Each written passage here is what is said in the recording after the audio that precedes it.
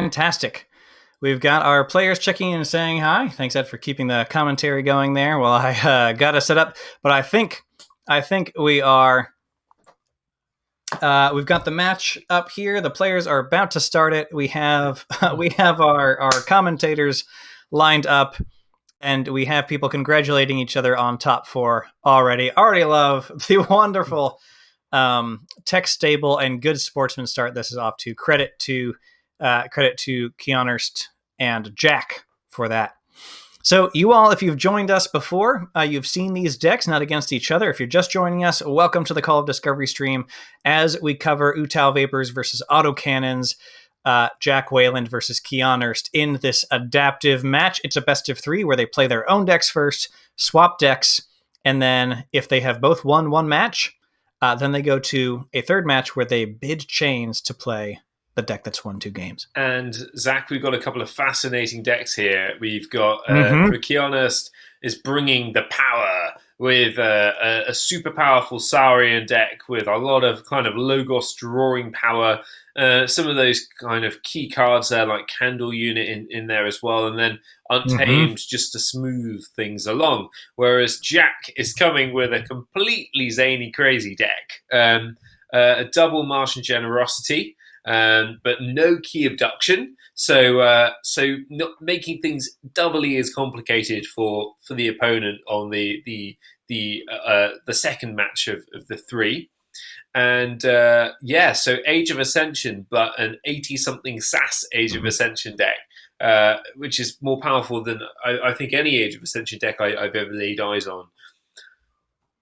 Yes, and we are getting going here. Keon getting that first player slot with the seven cards opening hand, and then the aforementioned Mr. Cauldron, Jack Wayland's deck. I think this is one for the ages, Zach, and definitely one worthy of a semi-final. So I'm looking forward to it. Yes, if whoever's team wins overall here will go to the final for the 2020 Shadow Worlds. 2020 KeyForge Shadow Worlds, the unofficial, but no less exciting, no less filled with heart, and even more global, and even more global. Yes. Yeah. Travel restrictions, be it cost or time, removed for this particular one. So Keon opening with a Utau Vapors, drawing two cards and archiving one. A nice fast start. Jack opening with two Mars cards right off the bat, Zizek Shockworm and Sky Booster Squadron, and an Orbital Bombardment for one Amber. So decent starts so far for both. Jack, of course, always looking to go up to a Martian Generosity turn where they can dump a bunch of Amber into that Martian Generosity and draw many, many parts of their deck.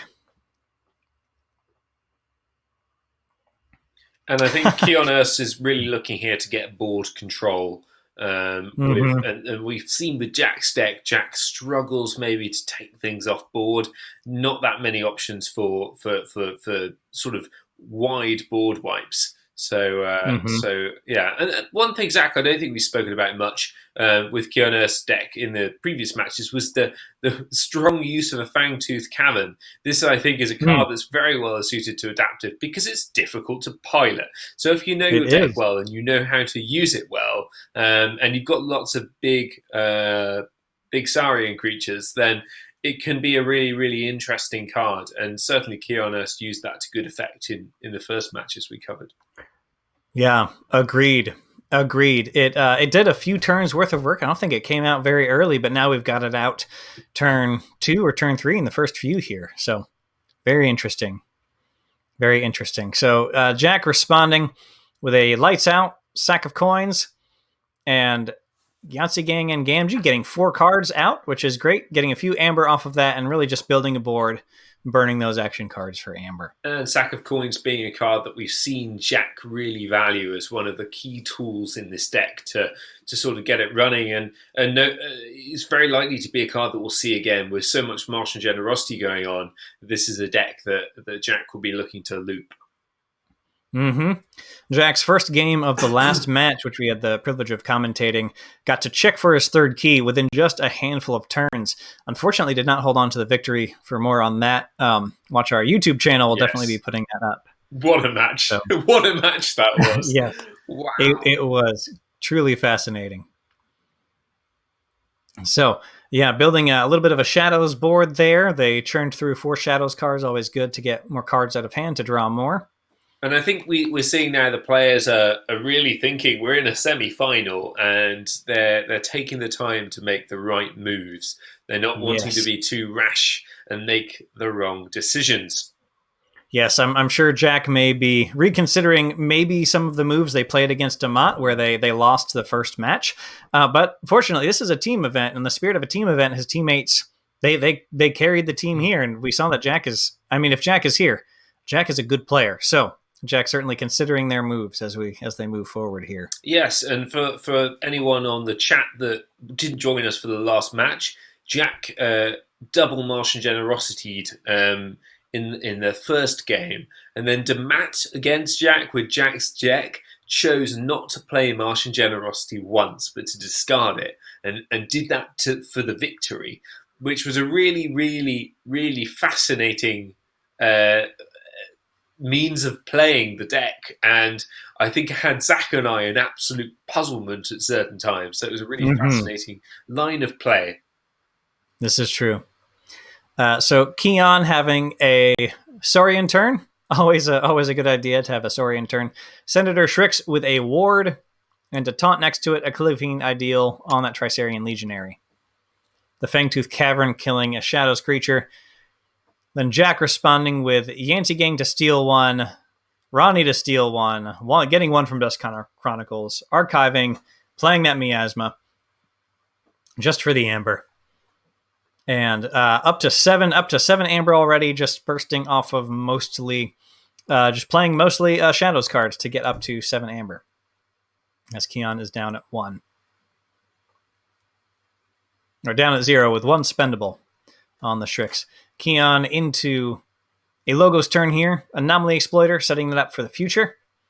Information Exchange to steal 2. Information Exchange steals an extra Amber, of course, if you were stolen from on the previous turn. So Kionerst taking advantage of that. Utau Vapors to draw 2, archive 1, Eddie 4x4. This is a quintessential Logos turn. Retribution for steal. Ready 4x4, Utau Vapors. Driving that key cost up to 9 for Jack and stealing quite a few Amber. And taking the Ronnie off the board as well. And this is where we might smell a Martian Generosity. Yes, this is certainly with that higher key cost and having that Amber stolen so they don't forge. Alas, no. It may set Jack up for it. Then the Exhume into the Ronnie, a classic. Stealing 1 with the Ronnie, capturing 1 onto the Charette, binding Irons to give Kearners 3.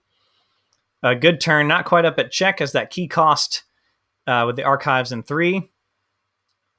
But certainly slows Kearners down and puts Jack in potentially an even better position to play Martian Generosity for what we can only imagine is a significant momentum on the next turn. Yes.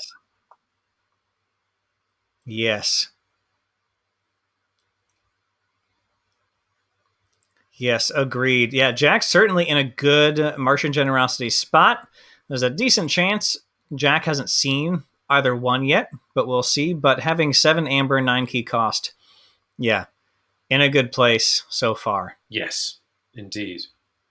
Yeah. Saurian choice. They've got the Shrix that's well protected. We'll see if they want to exalt that some more. Paraguardian coming out. On a future turn, Paraguardian can reap and ward that Eddie 4x4, really locking in how protected that Eddie is. And this is where Jack needs to be super careful because, Zach, you said on a previous cast very, very well that once you get 4 dinos up on the board, you need to deal with them. Otherwise, your opponent is going to race away with a victory. Yes, quoting Nathan from TTR, of course. Yeah. on some podcast called Call of Discovery. I don't know who does that. It's not my favorite. Yeah. Let's see. So Shrix got exalted. Phalanx Strike happened, which exalted Shrix. They repeated the effect to exalt Shrix again. Taking out Sky Booster Squadron, reading with Tricerian Legionary. So now Kionerst got quite a few amber, 4 into their pool, and then 4 spendable amber on these two. So very much a check. And here Martian we go. Generosity. That is, I believe, literally, that's their whole deck, of course, except for their discard pile. They drew all of it. Let's see. Martian Generosity, 8 amber, 16 cards.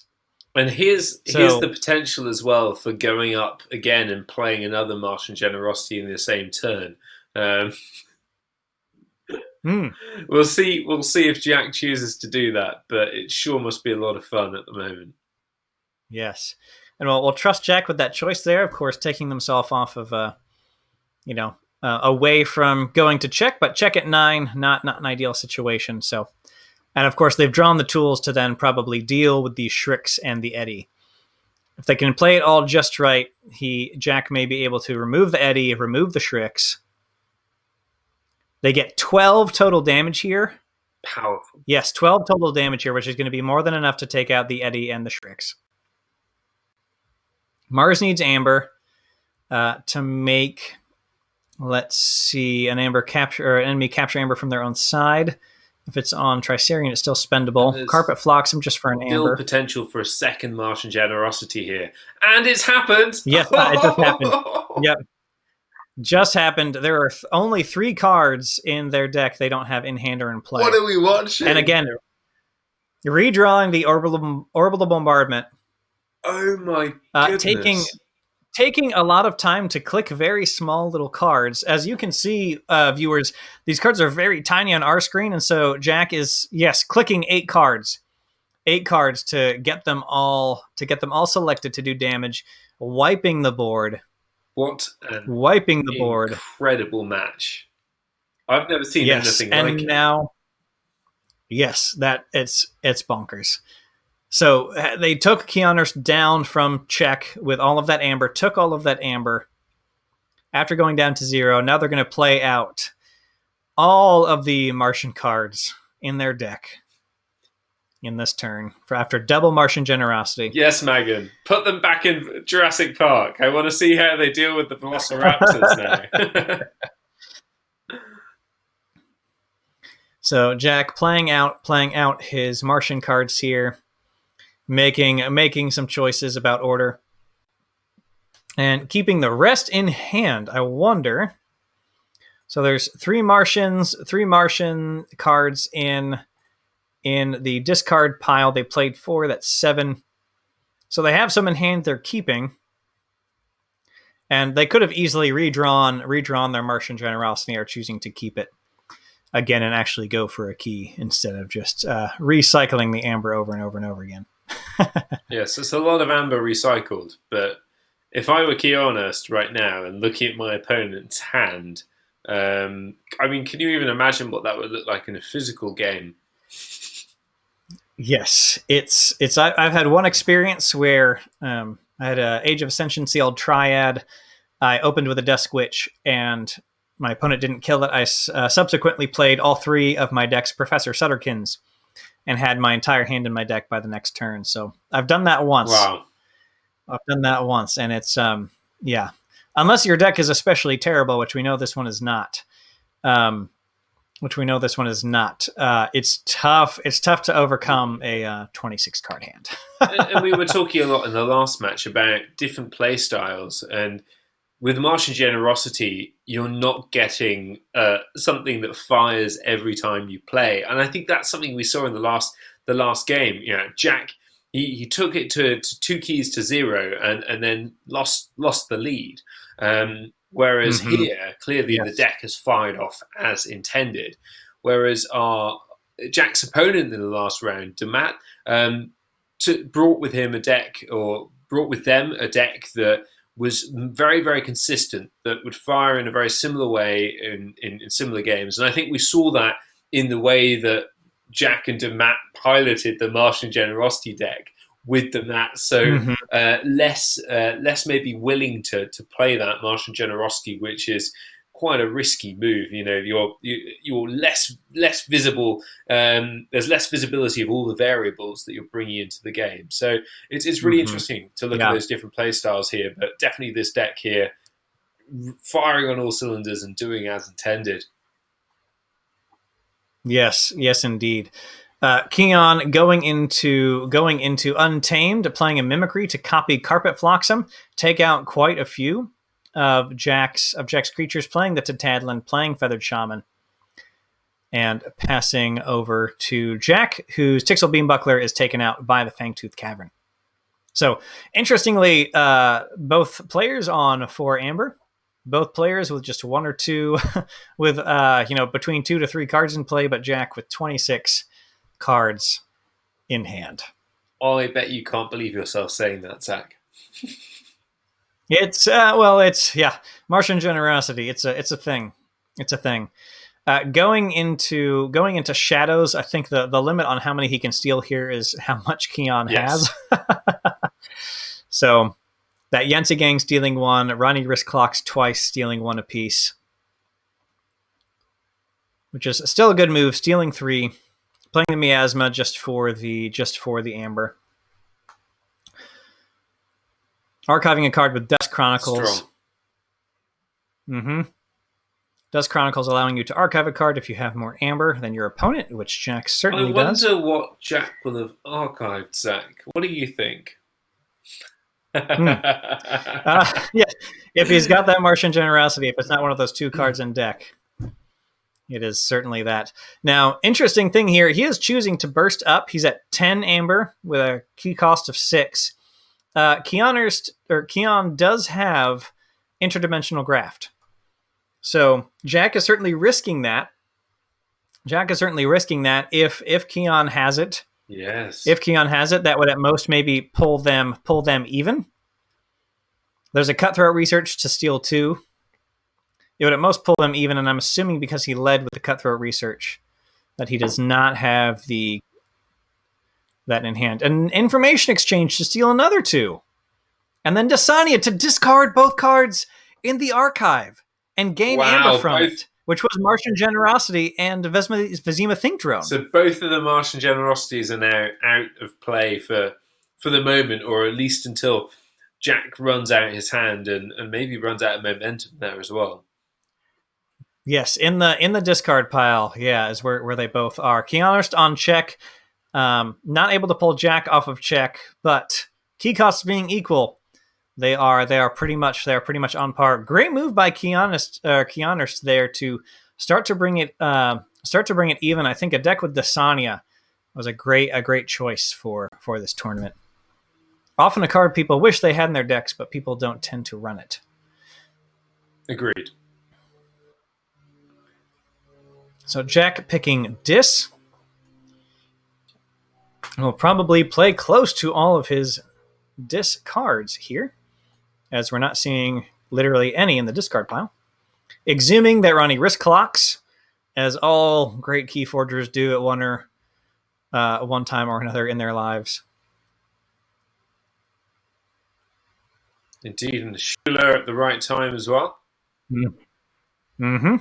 Playing that smartly after the Ronnie, so the Ronnie can steal 2. Then the Schuler steals 1. Binding Iron to give Keon 3 chains. And that could be big as well at the moment, because Kionerst will really want to get those Saurians out and for them to stay out. Yes, Kionerst needs all of the card draw they can, and those chains are not going to help with that. And then the Charette behind a taunt. Keon back at 1 Amber after such a great turn. Yeah, Jack certainly, like Megan's mentioning there, maximizing results from that turn. And this is really a great deck that Jack has brought, and he knows how to play it quite obviously, as Keon had a great answer to what Jack was doing, and then Jack knew exactly what house to call and how to play it out to just drain the Amber from Keon, who was trying to fight back and get a board position, get a key. And now Jack is an Amber away from check for their second key. Just one amber away with a big board. Yes. A couple creatures in every house except Mars. Ooh, Harmonia coming down. Harmonia, great if you're behind on board, getting you an amber for each creature you play. If you have fewer creatures than your opponent. Not quite as powerful a card as Keon might need or want right now, but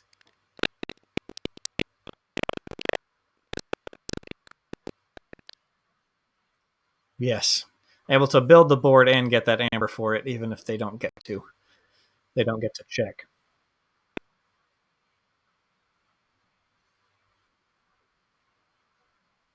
Mm-hmm.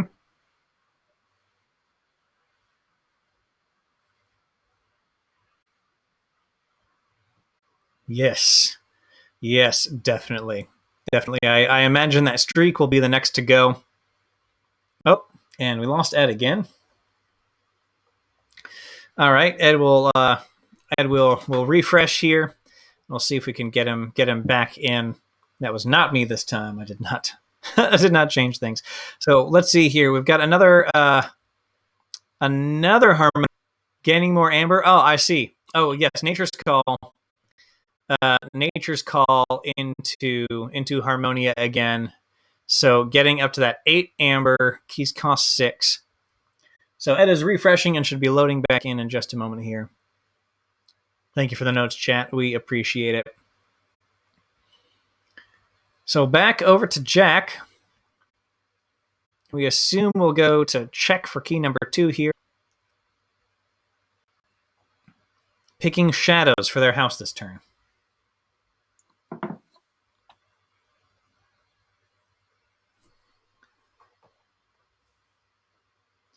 Picking shadows for their house this turn, thinking it through. They've got 3 Rodney wrist clocks. 3 Rodney wrist clocks. They could certainly reap there. Oh, goodness gracious. Oh, I missed the Swindle. Swindle, of course, being the only card you can play in your turn if you play it. So stealing 3, not a bad move. Not a bad move at all. Not a bad move. Good timing to play it as well. Good timing. Yes. Let us know if you're hearing Ed. Ed has made a comment or two. Let us know if he's coming through there. Keon responding with Saurian. The excellent. We've got Ed back on the Twitch end here. Saurian, the last great hope for Keon here, as Jack charges ahead. Legatus, Stenopius, and Gallum. Gallum keeping Jack off of that key. And Jack here might be charging ahead in some respects, but that is a mean board that Keon's building up there, and I think it's true.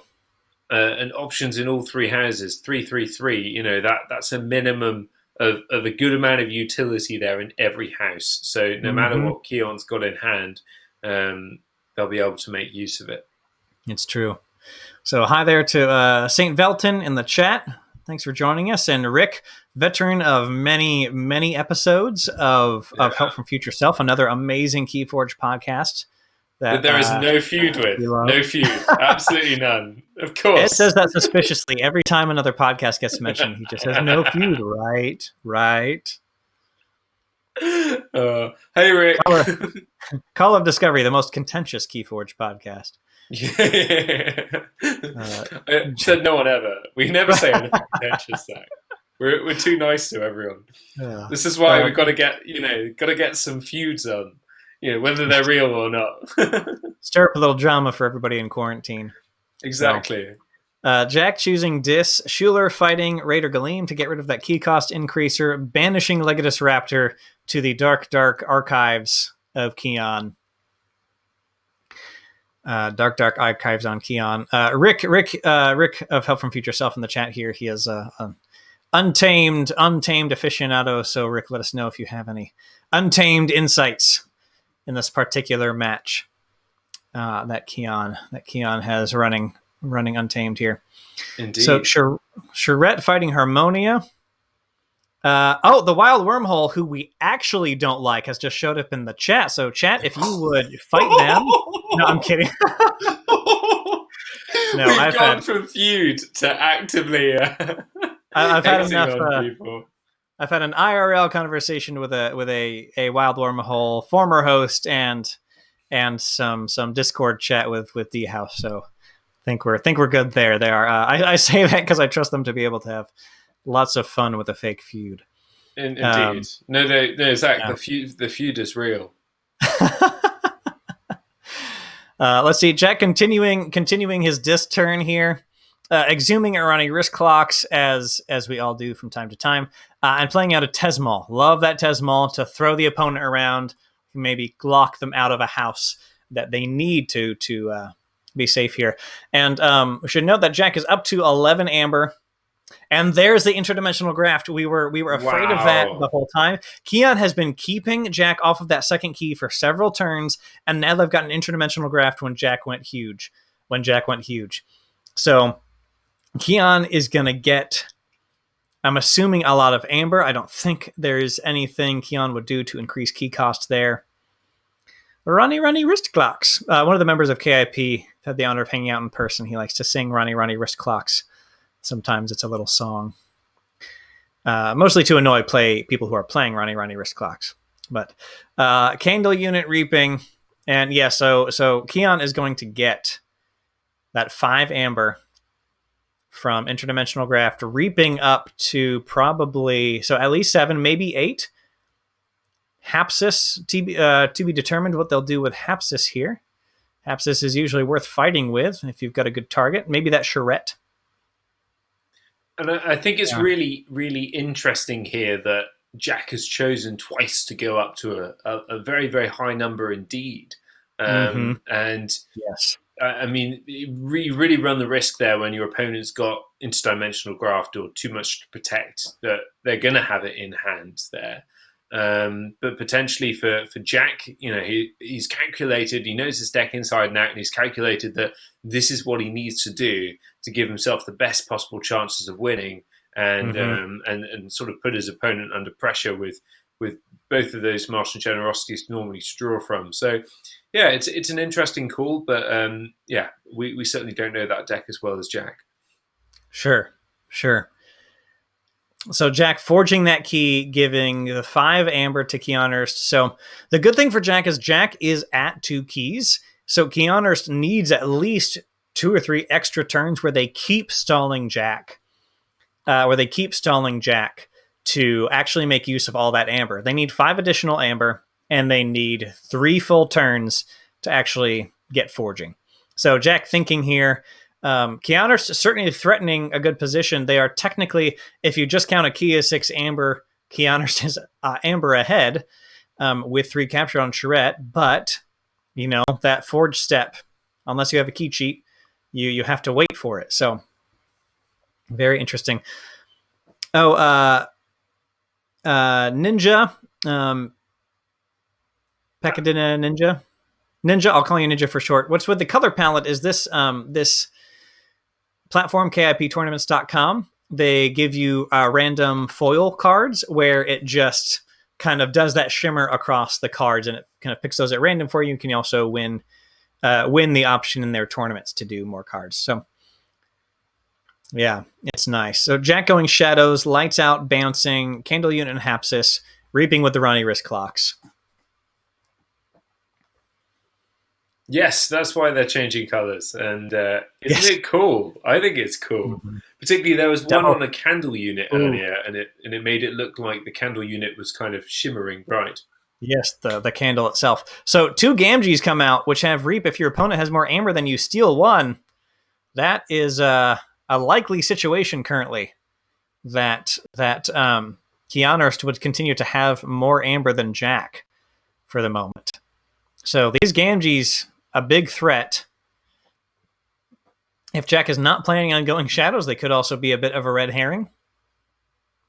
Yeah, the foil cards are very cool. My very first deck, the Bishop of Giant Way Kingdom, I got 2 cards from that foil, then it was random, and it picked Hunting Witch and Chota Hazri. Mm-hmm. Which is quite fun to drop a key or a foiled Chota Hazri or a Hunting Witch. They're shiny. They are shiny. We like shiny things. We do. What can we say? We're simple. We like shinies. Yeah. Yes. We're simple, but you know who's simpler? Wild Wormhole. Okay. So Untamed. Untamed here. Mustik Murmook. from Keon, dealing 4 damage to Charette to get their Amber back, playing another Mustic Mamook, a foiled one, to take out the Gamgee. That's a very smart call. Very smart. Although it's beating yourself up a little bit playing a couple of Mustic Mamooks here. Obviously, Keon's going to be forging for a couple of extra cost, but then Keon might not mind at the moment having that as a bit of a buffer there. Mm-hmm. Yes, if Keon is confident in their ability to burst up and get that Amber and actually do better at getting that Amber than Jack, then that's a good thing. And yes, Jack with the always the option of the Martian Generosity once they redraw it, but of course that would use up the Amber. And Wild Wormhole, yes. Oh, sorry. What's interesting here is Jack's hand has slowly slipped back down to 6 again, and it was over 30 at one point for those watching the stream that are with us now and weren't with us before. It was properly mad. So we're back down to 6 now, which gives I think Jack a few less options than maybe Keon, whose deck is full of these utility plays. Yes, a lot of Jack's power plays are in the discard at this point, so that might be something Keon is watching out for. But yes, Wild Wormhole, so keeping things spicy. They'll certainly do.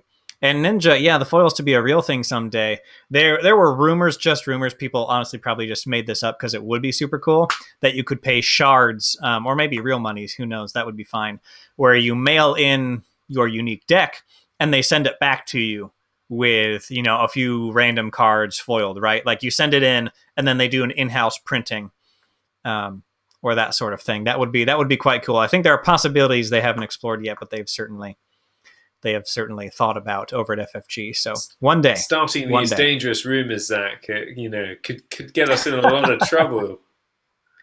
So much trouble. I'll let you know if the hazmat suits come through the door behind you. Right. Let's see. So Jack, considering house choice here, of course in KeyForge, that's obviously one of the biggest choices you make on a turn. It's what house to call.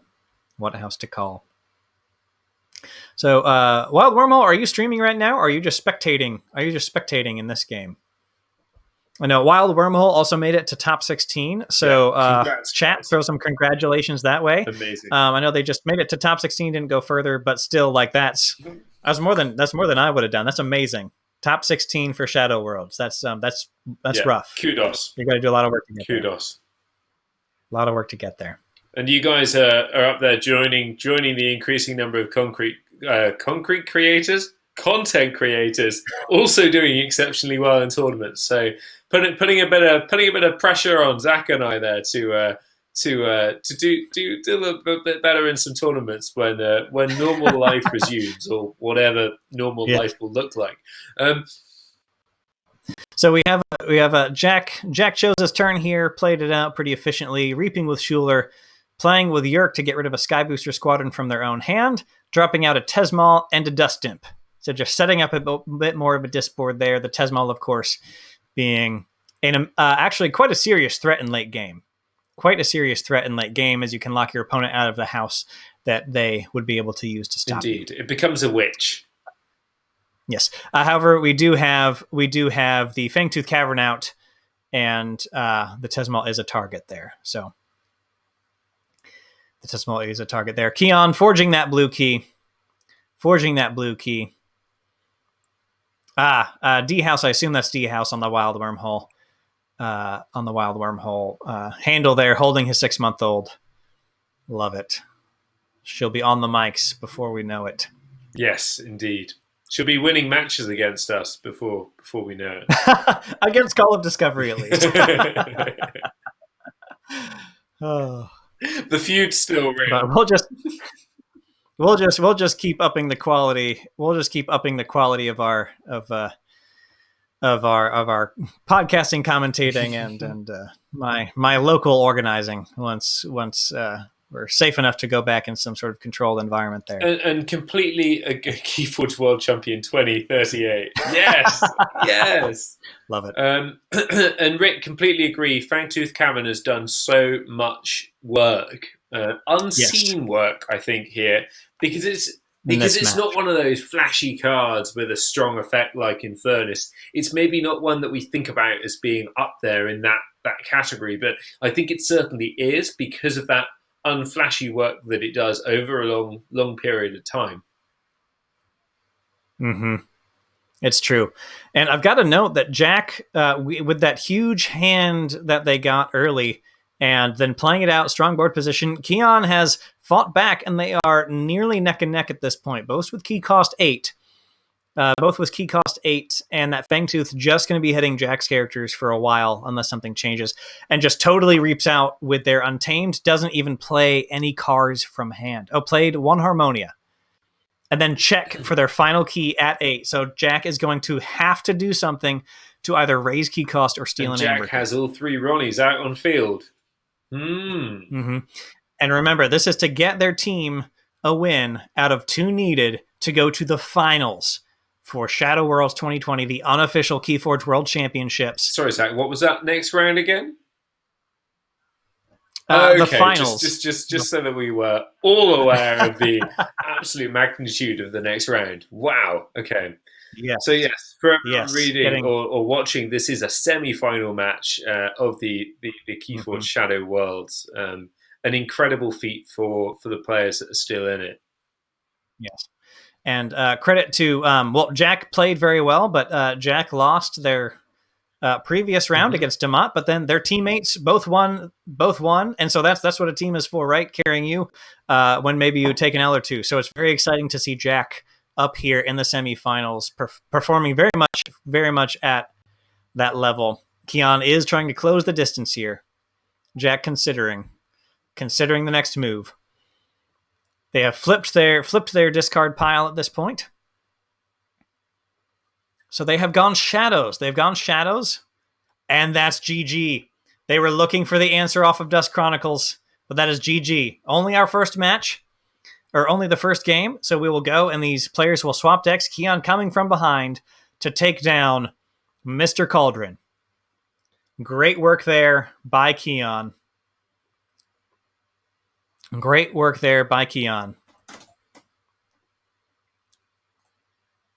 So we will need to... Yep, Keon will go create another game. So we're going to jump out. Going to refresh because we've needed to do that before. And watch out for Keon's game.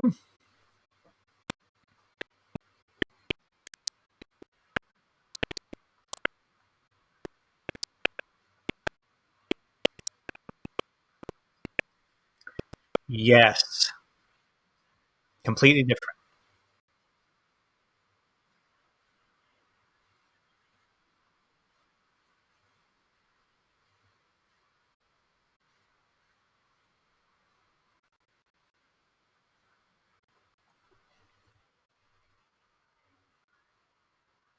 So we've lost your audio again, Ed, unfortunately.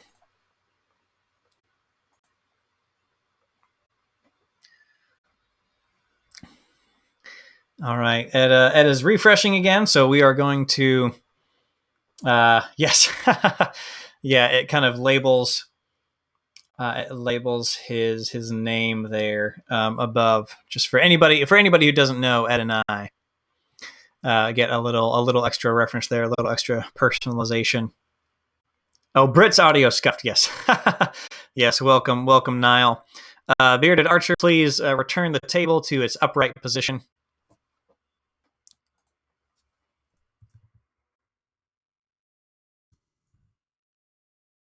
Excellent. They are going. Excellent. Fantastic. We'll give Ed just a moment to load back in.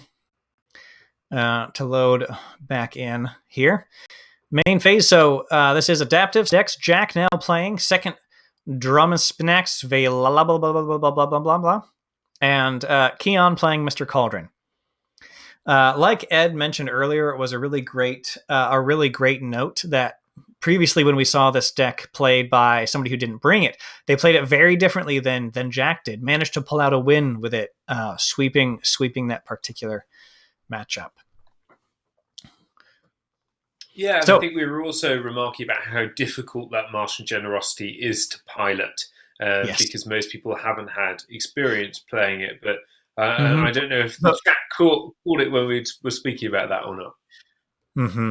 And Jack having great fortune in the opening here. Senator Shrix, Thero Centurion, Raider Gallum.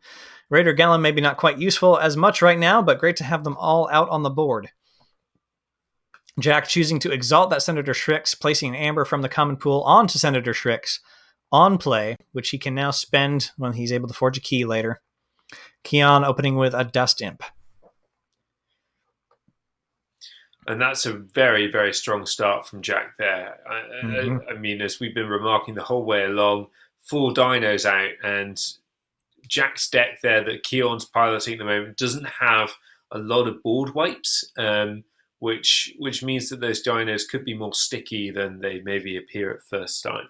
Yes, I know. We saw in the last game his main board wipe strategy was Orbital Bombardment, revealing a Mars card and then dealing 2 damage to creature for each one, and doing Orbital Bombardment after a Martian Generosity, sometimes multiple Orbital Bombardments. Man, say that 5 times fast. So, we'll see if the dinos stay out here. There's only a handful of large creatures. In Mr. Cauldron, the deck that Keon is now piloting. Plenty of tricks, though, off of the board. Indeed, these are 2 decks I feel like we've played ourselves now. Indeed. Don't hold me to playing them at this particular level, but Jack racing so far ahead in that game we got to see earlier was truly impressive. So yes. Kionerst playing Binding Irons, a very interesting card as playing Binding Irons as we if we go to chain bidding in this matchup, then that'll be a very interesting card to consider. Let's see, Ewok Jr. Archon's Corner. Oh, hey, Archon's Corner representative. Really great, consistent KeyForge podcast out there. Who took the last game? It was, let's see, Ewok JR, maybe not Junior. Sorry about that. I believe it was Keon. I believe Keon took it. Yes, Keon took it because Jack dug with a... Yes. Jack was digging with Mr. Cauldron. So, and I think we've seen that in both of those first matches so far, with Jack racing ahead, and even more so in that last one. But slowly the opponent kind of clawing their way back into the game and ultimately edging it out there. Yeah. So we have truly gone Jurassic at this point. The Trisarian Legionary coming down, warding the Shrix, putting a Calligraphian Ideal onto the Thero Centurion so they can spend any amber that gets captured on it. 2 amber on a warded taunted Shrix. So Jack putting themselves in a good spot here. Will there be a sequel? We'll have to find out. Yes. If Jack's able to pull out this win against his own deck, then there will be a game 3. If not, then Keon has swept it, putting a point in Keon's team's bucket to go to the finals. This is the semifinals. The teams that win will go on to the finals. Yes, Autocannons, I believe, being the team. Yeah, Autocannons versus Utau Vapors. And interesting for Keon here that Keon's been forced to play out that charrette early with no amber. I'm sure that everyone in chat can really, really sympathise with that. It's not an ideal time to get a charrette, and you kind of rue that lost amber every time you have to play it out for that. Yeah, so using it for what it was worth, it in the Dust Imp to take out that Trisarian Legionary to expose the Shrix. Now all that needs to happen is pop that ward off and then do one more anything to it to get it off the board. And there's the charrette to actually capture 3. Yay! Oh, that's nice. A nice move by Keon. There's still this is still a bit of a dangerous dino board, but Jack is not threatening a forge with these 2 dinos here. No. And they've captured 3. So Keon has definitely bought themselves some time against a strong Dino start. Indeed. And Jack, of course, down to 5 cards in hand, which I think is important at this part of the game, particularly when Jack really wants to establish a dominant board position here. Yes, with that deck that Jack is piloting is certainly what he wants to do. And we will see how Keyhonorst pilots the Martian Generosities. Jack with the Utau Vapors drawing 2, archiving 1, information exchange to steal. There's the Eddy. Not going to get protections for the Eddy, but I doubt. Well, Keon could put some damage on the Charette to kill the Eddy, although that's not important quite yet without Keon threatening a key. And for those of you who recently joined us in chat, the deck that Jack's piloting at the moment, the Logos has quite a lot of card draw as well, and I just don't think we've seen that so far. And that's a bit of Logos that you want to see early on. And unfortunately, Jack hasn't appeared to have had access to that anyway so far. Just looking at the who's on our stream, we literally, I think, have 3 or 4 other podcasts here on the stream with us. So hello, excellent, everyone. Yes, hello. You didn't know it before, but we have a feud, apparently. I don't know why. Oh, with Wild Wormhole, apparently, yes. Yes, indeed. Yes, indeed. Let's see. Awesome. Yes, welcome everybody who's watching. So Keon with a Miasma, just for the Amber Ronnie to steal 1. Another Ronnie to steal none. Ronnie to steal 1, another Ronnie to steal none. Sounds like a nursery rhyme. There's a lot of those going on at the moment. A lot of tongue twisters. A lot of. I think it's just part of the lexicon of KeyForge. Yes, indeed. It is. So, Keon and then Jack going Logos again. So Jack going Logos again, playing the other Utau Vapors, drawing 2, archiving 1. Hello there, KeyVCG. How you doing? Welcome. So just Utau Vapors, Desania reaping with Eddy. And that Desania was really punishing in the last match. So we saw that Desania discard a Martian Generosity that was sitting patiently and cunningly in the archives. So this is probably not the kind of ideal time to be forced into playing that Desania at the moment. But I recognise for Jack that Jack would have wanted to kind of get through the hand as quickly as possible there. Keon definitely used a lot of medium strength cards, not for huge plays, but for incremental medium plays that got him the victory. Desania and Fangtooth being, I think, 2 champions there that without either one, I think Jack would have taken the last game. And yes, Megan, it could be called Elocution Forge. Elocution Forge. Let's see. So Keon considering. Keon, we don't know how much experience Keon has with Martian Generosity decks. This is also a Exhume and a Ronnie Wristclocks deck with 2 Ronnies out, and I believe 1 Exhume already in the discard pile. So Keon has already cycled through some of the deck's tricks without seeing a Martian Generosity or being able to steal much from Jack, as Jack has just not had a whole lot of Amber in his pool.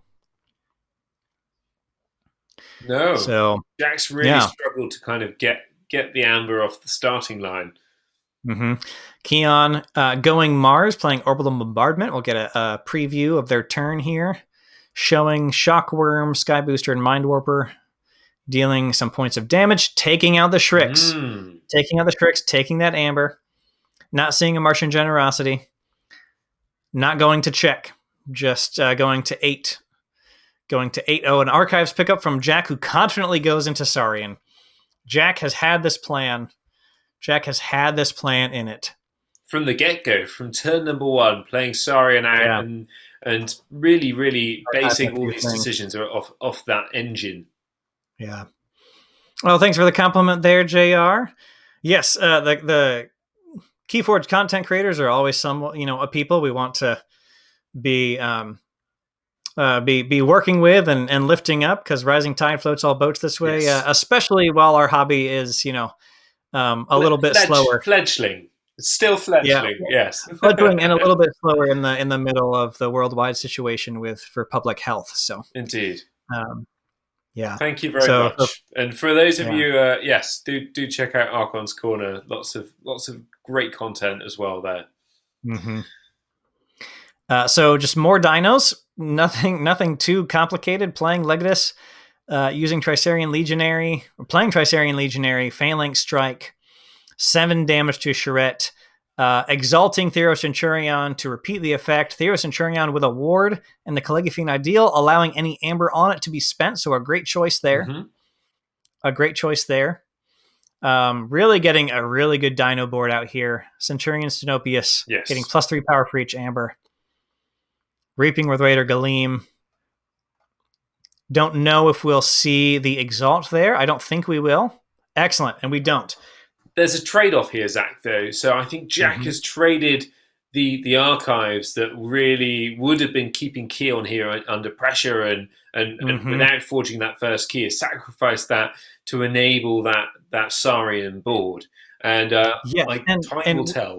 And with the trade-off of Jack knows Martian Generosity decks because he brought one, and so Jack is letting a Martian Generosity deck forge that first key, so that he can't have a huge Martian Generosity. Indeed. So Jack both set up his Saurian board here, and got to let them forge their key, so that Jack's not that far behind and is safe from a large Martian Generosity play. Although for those of you on chat that weren't around for our previous match, when Jack was playing against his own deck, the pilot of Jack's deck chose not to use any of those Martian Generosities. Therefore, I think probably, if you're imagining someone is going to opt to use those and you're playing in that way, it's really kind of playing a few mind games. So it was a really fascinating match. Do check that out later. It was. That will be up on YouTube. After this. So Keon considering forging the red key first. Fortunately, no red barons in Keon's deck that they're playing against. Which YouTube channel?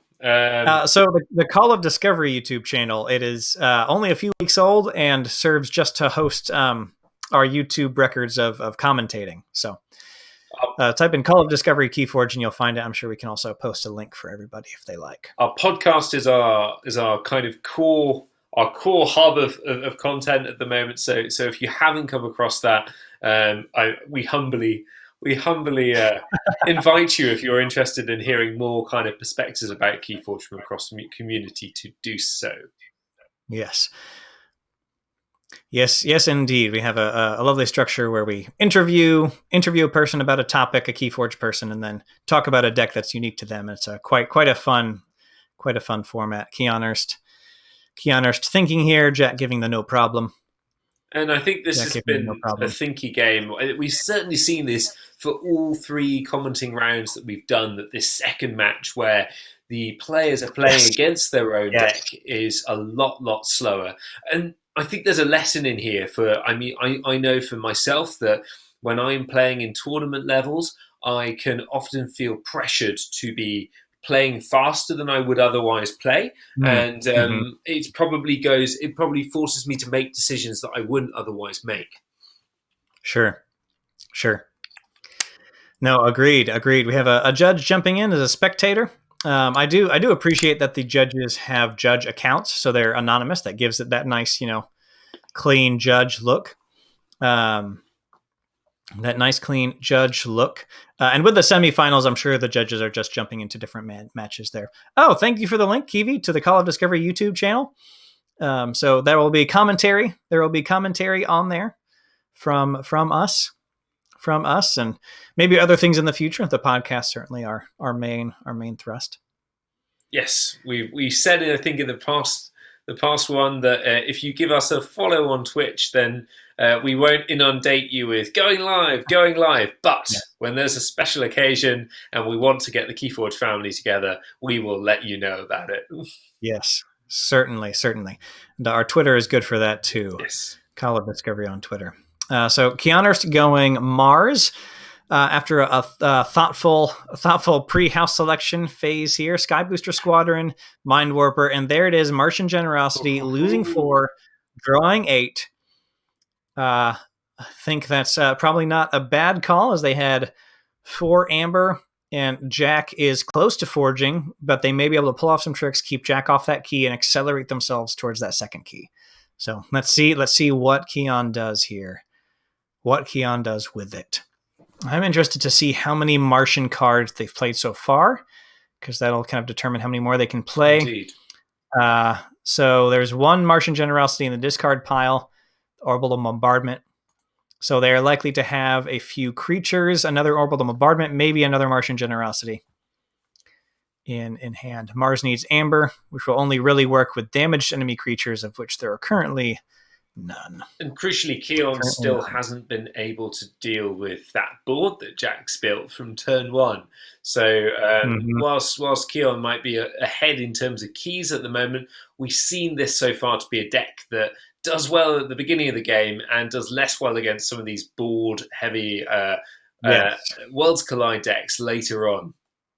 The Mr. Cauldron needs to get the game signed, sealed, and delivered before they run out of juice. That was before they run out of juice. Wonderful. Stevie Wonderful. Oh, God, don't worry.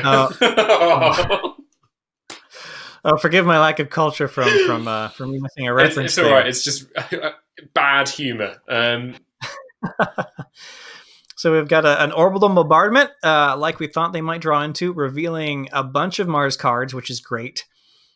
Signed, sealed, delivered. I'm yours. Got it. Thank you. Now I understand. I'm really sorry. Oh gosh, that is okay. There's never a time for my jokes. So I'm assuming we're going to see here. The Orbital Bombardment across a couple creatures. Keon's saying it was totally lag for why they only hit Thero Centurion, because they should have done 2 damage to a creature 5 times, so they could pick up to 5 different creatures doing 2 damage. We should have, I believe that Judge is still in here. Excellent. I believe that Judge is still in here. We will leave it up to them. And the judges, hats off to them. They've been super active in these games so far. Everything's been resolved super well and positive. Yes. Now it looks like they put all the damage on Theo. Okay, Judge jumping in there, perfect. So we will leave the resolution to the Judge. That is what they are there for. That is what they are there for. Of course, what Keon likely intended was to put just 1 instance of that 2 damage onto Thero to clear the ward, and then the other 4 instances on different targets. So that they could then have damaged enemy non-Mars creatures to hit with Mars Needs Amber, which would capture Jack's own Amber onto those damaged creatures. So they are in discussion about that. It's also possible they could have just pinged the ward on Thero, killed all 3 of their creatures, and then going into bombing their own board, like Bearded Archer in the chat is suggesting, with the Carpet Flotsam, if they have that in hand, which would kill Eddie, Raider, Desania, and then put damage on everybody else, still enabling that play. Be a very, very strong move, that. And Jack has put so much stock into building up this board. Yeah. And partly because Jack knows his own deck, though. You know, if Jack's thought, okay, well, my deck's not going to be able to deal with this board, and if I can pull it off and I can build it up, then I've got the match. Yes, indeed. He knows it's a power play. Rickster has returned. Wonderful. Welcome back, Rickster. So we will wait for the judge's call. Wait for the judge's call here. Indeed. I'm sure this is might be one of our regular volunteers. We have our head judge, Blinking Line, who was our most recent guest on Call of Discovery. Indeed. Got to talk about Archon Arcana. Check out archonarcana.com. It's a KeyForge wiki, which is well-sourced and quite exhaustive. And if you see a section on there or you don't see a section on there that you think would be great for the KeyForge community that you're passionate about, click that button, contact the Arcanists, and get in touch with Blinking Line if you would want to contribute to the wiki to add some info. Thank you. Oh, yeah. Brilliant. Kiwi with the links. Indeed. It really is a great wiki. And if you've got interest in a bit more about some of the quirky sides of KeyForge, odds and ends, it will give you those answers. It's also great as a new player's guide. So if you're sort of trying to get your mates into KeyForge during the lockdown to play over the Crucible, which if you're not already doing, try it. It's great fun, and that's a really good way of bringing people up to speed in a super simple way. Mm-hmm. So Keon's still in discussion with the judges there, being asked how many times they clicked. And it appears that there was lag. Keon probably clicked Theon once, waited, didn't see anything happen, and then clicked several more times, and then the system registered all the clicks at once. And then once you have selected the right number of creatures for Orbital Bombardment, it automatically ends. You don't click done and go back. So the judge, all right. So the judge calling the judge taking the players over to the Discord. Jack saying, "Yep, definitely going over there." So we will leave that to them. Zach, yeah. I feel like we need to have that the music, like in those reality TV shows when they go, and the next person to leave the Big Brother house is cue music. Yeah, we certainly need some of that. Indeed. Let's see. I would take us to the KeyForge. The podcast and content creators have some hilarious commercials I would take us to, but with testing the limits of our streaming material, getting Ed in the UK and me in Georgia streaming this all together synced up. I'd rather not risk Georgia, the state in in the US. No. Yeah. Georgia, the state in the U.S., not the country, yes. Not the country or region. So let's see here. So chat, So 30-minute warning for the round here. So chat, which creature in KeyForge would you think be on a reality TV show? What do you think, Ed? What KeyForge creature? And let's pick from the creatures that are on board. Who would be the best in a reality TV show? So we've got Legatus Raptor. Legatus Raptor looks fierce and is really helpful, but the art tells me that they are ripe for drama. Yes. Dasania is the dark, mysterious one. Eddie 4x4. Yeah. I think Eddie 4x4 is like the silhouetted, like the screen, the robot made of screens in the back. I think it's an AI. It's an AI of some kind, and I don't know. Mm-hmm. No one knows. 4x4 is the number of screens. I just figured that out. 4x4, there's 4 screens. I'll tell you who it's not going to be, Zach. It's not going to be Ronnie, because Ronnie doesn't want public attention, because Ronnie can't do what Ronnie does. I think Eddie or Ronnie might pull off a pretty big heist. Yes. They stir up the drama, and then they just disappear. They don't even get booted off. The producers are like, "Where's Ronnie?" And then like everybody's valuables are gone. There was the whole coughing thing on Who Wants to Be a Millionaire, where someone allegedly coughed themselves to $1 million, and that could be Ronnie. Who knows? Mm-hmm. But it's got to be the Raptor, though, hasn't it? Because that Raptor is so political, and it wants attention, doesn't it? It's an orator. Yeah. It's a dinosaur orator.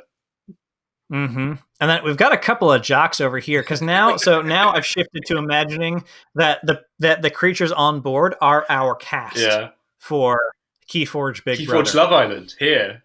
KeyForge Love Island. Yes, I've heard about it a little bit, but not much. You mentioned it a few times. It's come up in the podcast, surprising amount. Yeah. Yeah. We got a bunch of dino jocks here. A bunch of dino jocks. This is a dino. This is like This is, let's see, Raider is the insane one, whether dude or dudette or whatever. Raider is the one who's just there to stir things up, that the producers keep in just because they keep viewership high. And Mind Warper, Mind Warper, me equal Mind Warper. I don't know. I certainly try to play games that way. Yeah. Mind Warper might get kicked off for mind control there, I would think. Can everyone hear me? Do we have Ed audio? Just double checking. Have you all heard Ed recently?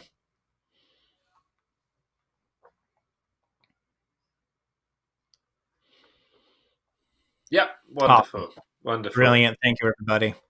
Great for me, bad for everyone else.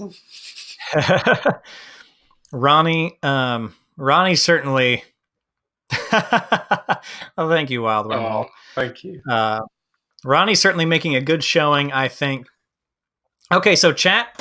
I don't think I have a voting bot here that we could do, but let's vote somebody off of the island first. Who would you vote off the island? Let's not count doubles. But who would we vote off the? Came to see what not to do. That's fine. Ouch! Play. Well, it's play Big Brother with the board state when everybody's off in the judge room. That's what you don't do. So chat, vote. Who would you vote off first? Legadist Raptor, stirring up the drama, posturing a lot. We have all of the jocks who have kind of allied themselves. We have the weirdo. We have the robot. We have the dark, mysterious one who gets maybe 10 seconds of screen time. Oh, creating a feud, man. Well, we just kept creating feuds with everybody, and we had stopped creating feuds by the time you showed up, JR. So I mean, we can have a feud too if you want. Oh, this just went up another level. If we vote off the weirdo, then we're just letting the jocks win, and I feel that the majority of us probably want to have that one win against the jocks at some point. So.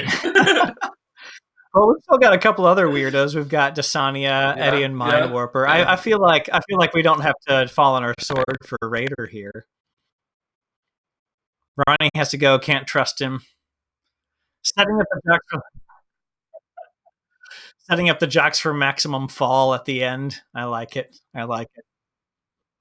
Stenopius gets too huge. And gets hit with something. Ronnie stole an immunity idol.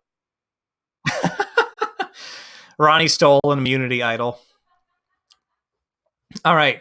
So, okay, our next board state exercise stream. How is this just as much fun as commentating? Okay, we lost Ed. Oh, boo. So we'll have Ed reload if he doesn't come back there. If you can hear giggles. Steno gets expelled for roids. Nice.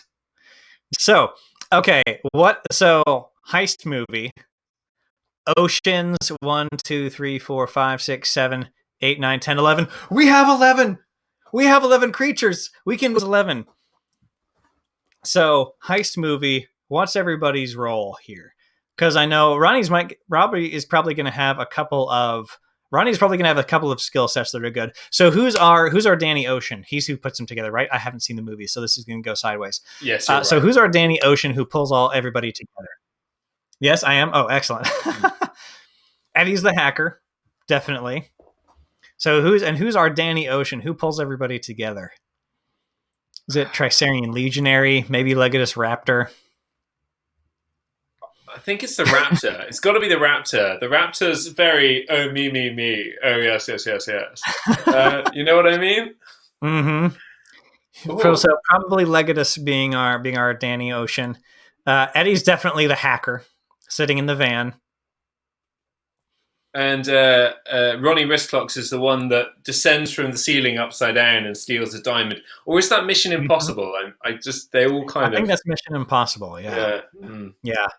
Mind Warper definitely helps with getting inside, past the human element of the security they have to get through, right? Mind tripping some guard. And Zach, this is why we're going to have fun when that KeyForge RPG comes out, and we're doing content based on it. I think we will dive into these weird and wonderful recesses of KeyForge and pop culture, and that mishmashing intersection between them, which seems to exist. Yeah, there's a couple of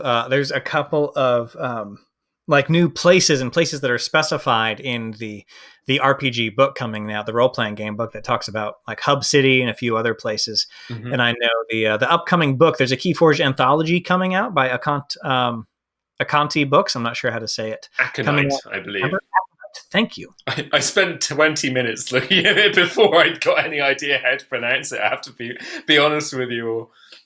Hub City. Oh, Hub City. Yes, not HUB.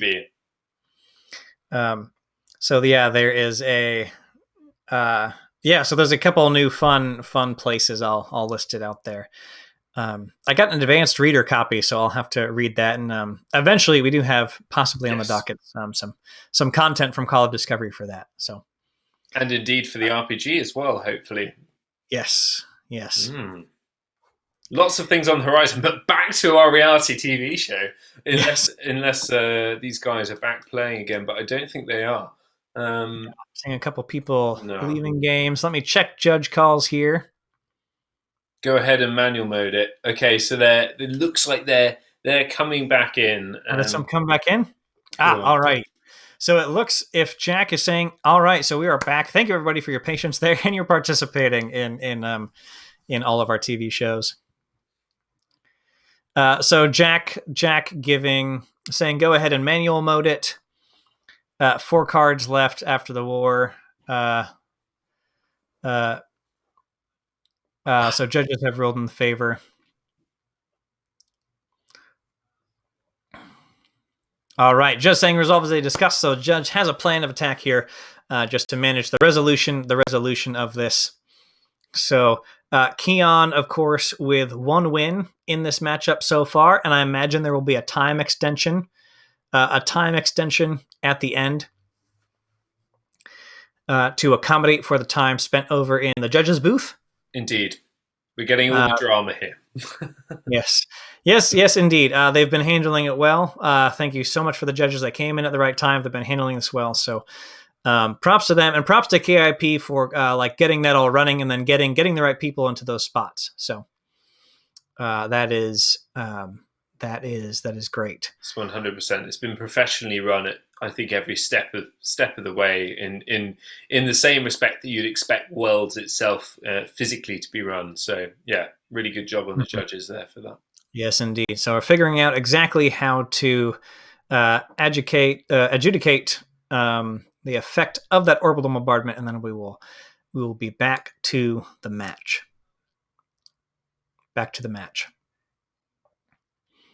All right, we've got the judge here, so I think we're discussing how to get it done. But the judge is present, so no, they're just discussing how to get it done. I think there's the players are trying to communicate about how to get it done, I think was the discussion point there.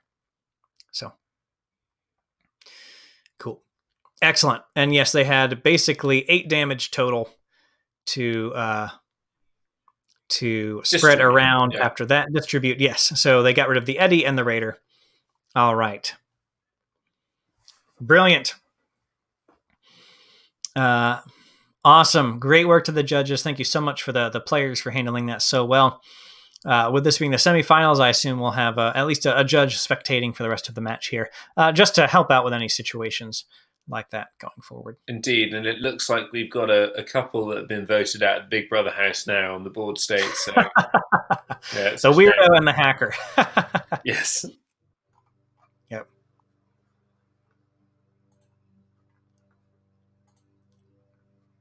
Yes. I'm seeing a PM message. Which Dunka, where did you PM me? On our Twitch? Gotcha. Yes, it was a message about the judge ruling. So, I see. Okay. So the judges, yes, it ended up being. Long story short, it ended up being a platform issue. These are just all. This platform is built and run on Love. This one being forked from Crucible Online, of course. And it was actually a KIP programming issue that made it look different than it was. So that was the issue there. And with KeyForge, with so many edge cases, it's really, So really, there's always going to be things that fall through the cracks. And kudos to both KIP tournaments and the Crucible Online for doing such a good job of maintaining their platforms and keeping those edge cases to a minimum, but also providing that manual mode where it's relatively simple to kind of go in and edit those things and make them right. Mm-hmm. Yes, indeed. So it's lovely. We've got those two platforms we can play on anyways, especially in this time. So, yep, there's that Martian Generosity to finish off the turn, dropping a Dominator. And then into Jack's turn, finally, after some time there, playing a Nature's Call, selecting who he's going to bounce back to hand. Legatus Raptor to prep an Unnatural Selection. Interesting. To prep an Unnatural Selection, I assume they will keep all three. Jack will keep all three of his Saurians there. I assume that Jack will keep all three of his Saurians there. Yep, got rid of the Desania, kept Tixel Beambuckler, and both Ronnies. We've really seen that Nature's Call do some work in very different ways in the first matches that we were watching. And Jack with the mimicry. Oh! A mimicry targeting the Martian Generosity, losing 5 amber, drawing 10 cards. That is fascinating. Having a mimicry hit that Martian Generosity, 14 cards in hand. Well, this is going to be fascinating. This will certainly be fascinating. I mean, Worlds Collide plus Martian Generosity.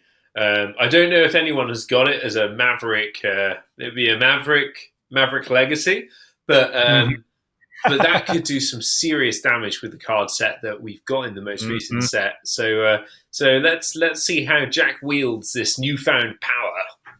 Yes, Untamed Boom there. All right, we've got a 15-minute warning on the round. I'm going to assume there's going to be extension for this match, at least. Yes, Untamed Boom, Rick, certainly. Very much a boom. Yes. Keon trying to figure out how to respond to that. Martian Generosity being excellent. The judge perfectly on time with the 15 minutes remaining plus 5-minute extension.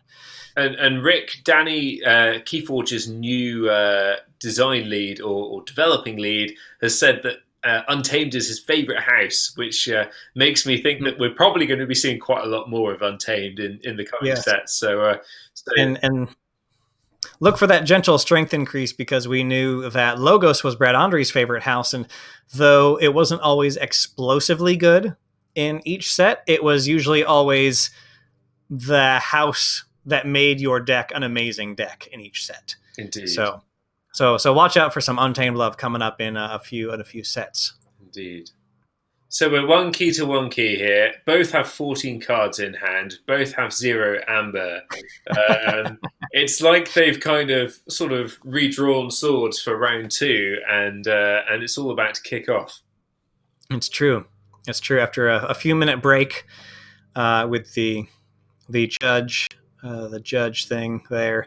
Ronnie Reaping with the Ronnie Riscox playing out Yancey Gang, getting a couple more spectators in here, as of course these are the semifinals. The teams that win the semifinals matches will of course be on to the finals for Shadow Worlds 2020. KIP will be commentating those themselves, and then getting those onto YouTube and launching it all at once, so they won't live stream it, just for the security of the matches, which is very understandable. Then they will launch it all at once on YouTube, premiering there. So watch their Discord for that. If you need the Discord link so you could go find where they post that, let us know, and I'm sure I can take a second to toss that in the chat if anybody needs it. And we could be waiting for a third round here as well. This is round 2 of 3 for those of you that have joined us a bit more recently.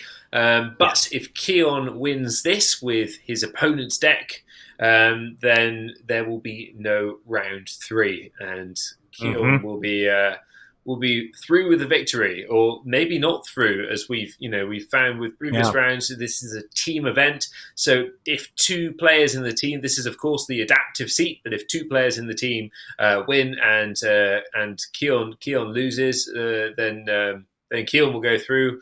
But if Keon's the only one to win, then sadly that team will be knocked out of that final. Mm-hmm. And Keon accelerating themselves with an 8 amber turn, going from 0 to 8 in 1 turn, having that large hand as the result of the Martian Generosity, playing Dust Chronicles to archive, Lights Out, putting out a GMG, returning some cards to hand, a sack of coins to take out the other one, and a big Harmonia turn here. Rick, you're going to be happy with this. There's so much Untamed madness going on here. Wow. So Keon...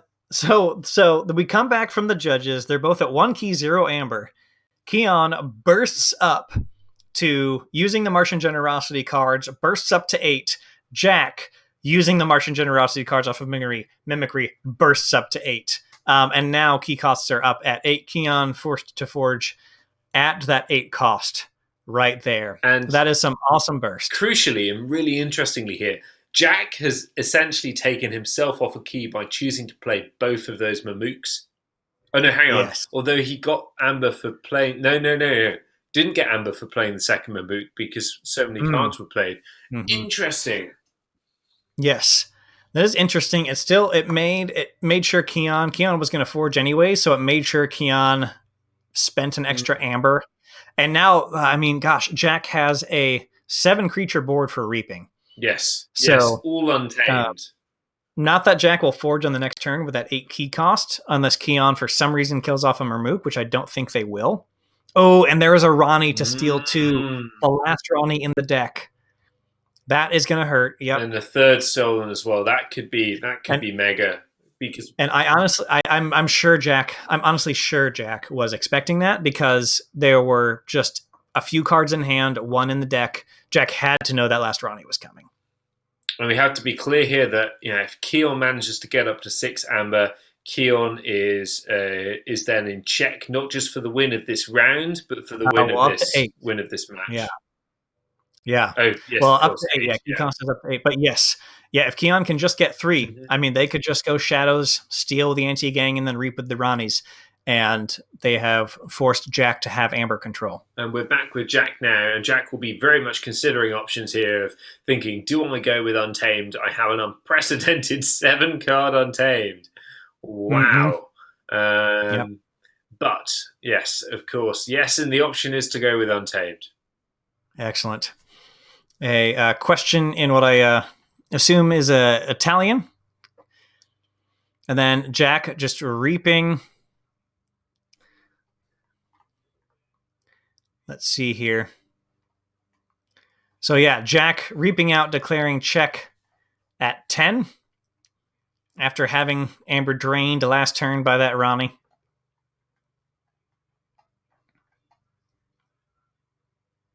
Spanish, I think, says Rick. Thanks, Rick. All right.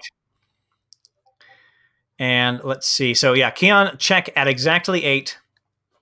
If Jack doesn't have an answer, that could be game. Cutthroat research for 2. Information exchange for another 2. Major swing there. That's great. Keon now still 4 amber short of check. Jack declaring check, stealing a total of 4 amber from Keon on that turn, and dropping a candle unit. So Jack is going to get extra cards if Keon reaps without taking care of the candle unit. Wow. Jack has put himself in a great position here. Tesmal coming out. Although we must remember Jack is still 1 key behind, and both have large boards. Jack still needs those 2 forge steps to be available to actually get the victory. Indeed. Ooh, and double Tesmal if those survive.